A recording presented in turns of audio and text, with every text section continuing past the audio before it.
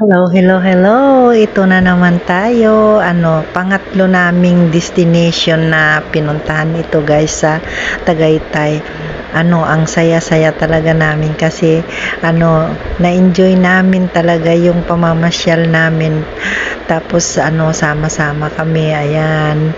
Ayan, nagpo-food trip si Aling Maliit kasi nagutom sila. O ayan, tapos nagpahinga sila ng konti dito para may kunting energy sila. Saka kami nag-ikot-ikot. Kaso hindi ko maikot lahat guys kasi itong batang kasama namin sobrang likot din niya kung saan saan siya nagpupunta. Lahat kami busy tapos tulog yung iba. Hindi namin pwedeng ilingat yung aming mata dito sa bulinggit na to dahil baka malingat ka kunti lang mapunta na sa bangin kasi mabangin yung lugar na ito, pero hindi ka magsisisi guys. Tingnan mo naman ang paligid, wala kang pwedeng itabi, kumbaga lahat gusto mong kuhaan ito. Ayan nagdadaldal si Walinda kasi excited talaga siya, feeling niya nasa abroad siya. Na-miss ko kasi yung mga ganitong lugar guys. Alam nyo naman galing tayo sa abroad dati. Ayan, kaya parang akala niya nasa ibang bansa naman siya. Tingnan mo, naka-jacket pa siya, pero talagang malamig dito. Oras pa lang dito nung nakapunta kami mga past 9, kaya talagang kalamigan pa siya at saka malamig talaga yung lugar. Tingnan nyo naman, maulap, tapos may kunting ambon-ambon, kaya sandali lang kami dito. Basta na ikot-ikot ko lang guys yung aking camera. Ayan, okay na. Gusto ko lang talaga yung makuhaan yung mga magagandang lugar. Mahilig tayo sa ganyan.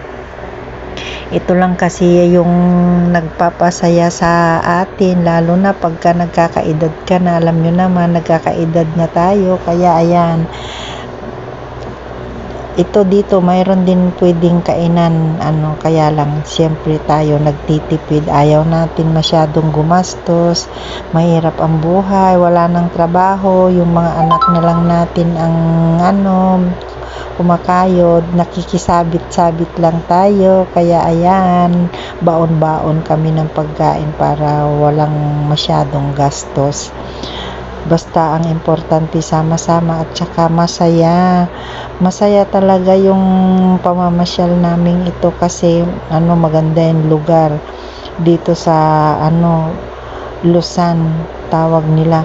Dito guys, may makikita mo yung view ng ng Taal. Pero medyo malayo pa. Ayan, pinapaikot-ikot ko lang yung camera ko kasi gusto kong makuhaan, lalo na yung mga puno na yan. Naku, nakakatuwa.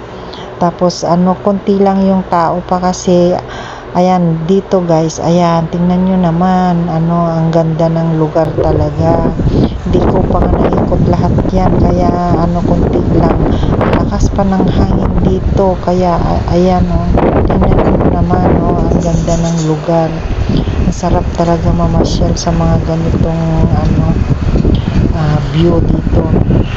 Kaya pang ginagawa nyo, nako, may re-recommend ko talaga sa inyo ito, puntahan nyo guys.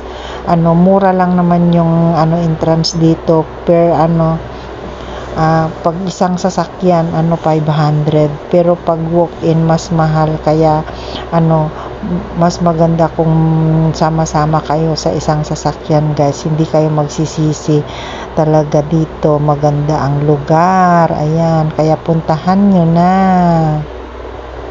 Bandang ito hindi namin napuntahan kasi kulang yung oras namin, tapos tulog pa yung aming driver, kaya ayan, madali na lang kaming ipaikot-ikot yung aming camera, basta makuhaan lang yung magagandang view. At saka ang importante na puntahan namin Kaya ganyan, o yan, makikita nyo.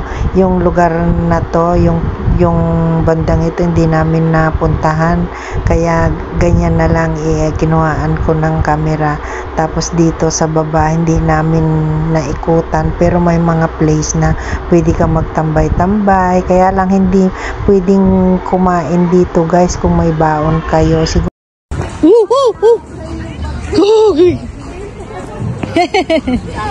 Yay! Yay! Yay! Ate! Ate! Gawin natin yung yun! Si Alisa din daw mag-lifting. Sige. Oo, para ano.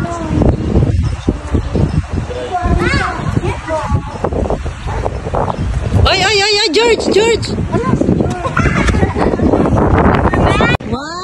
2, 3, jump! Woohoo! Sapa! Dapat madaming jump! Madaming jump! 1, 2, 3! Woo! One more! Wee! Jump! 3, jump! Wee! Grabing ganda dito, parang akala mo na sa ibang bansa ka na. Ayan. Dito lang yan sa Tagaytay. Pero akala nyo nakarating ka na ng part ng UK. Ang ganda.